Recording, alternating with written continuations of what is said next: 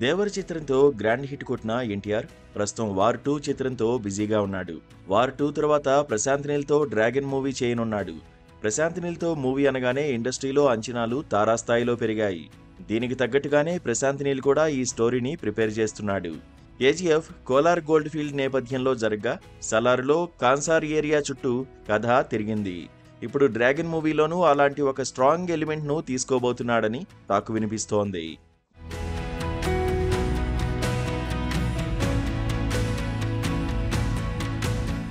బాహుబలి తర్వాత ప్రభాస్ను మరో రేంజ్కు తీసుకెళ్లిన చిత్రం Salaar. Full length action entertainer గా వచ్చిన ఈ చిత్రంలో ప్రభాస్ కటౌట్తో బాక్సాఫీస్ను షేక్ చేశాడు. దీంతో సలార్ 2 మీద కూడా భారీ అంచనాలే ఏర్పడ్డాయి. అయితే ఇప్పుడు ప్రశాంత్ నీల్ సలార్ 2ను, డ్రాగన్ చిత్రాలను ఒకేసారి షూట్ చేయనున్నాడు. కథలు వేరైనా కంటెంట్ మాత్రం చాలా బలంగా ఉండనుందని ఇప్పటికే తెలుస్తోంది. బంగ్లాదేశ్లో సమస్యలు ఎదుర్కొంటున్న తెలుగువారిని రక్షించే పాత్రలో ఎన్టీఆర్ కనిపించబోతున్నట్లుగా తెలుస్తోంది. వలసదారుల చుట్టూ ఈ కథాంశం నడుస్తుందట. అయితే ఈ చిత్రం చైనాకు, బంగ్లాదేశ్కు మధ్య నడిచే కథాంశంతో రానుందట.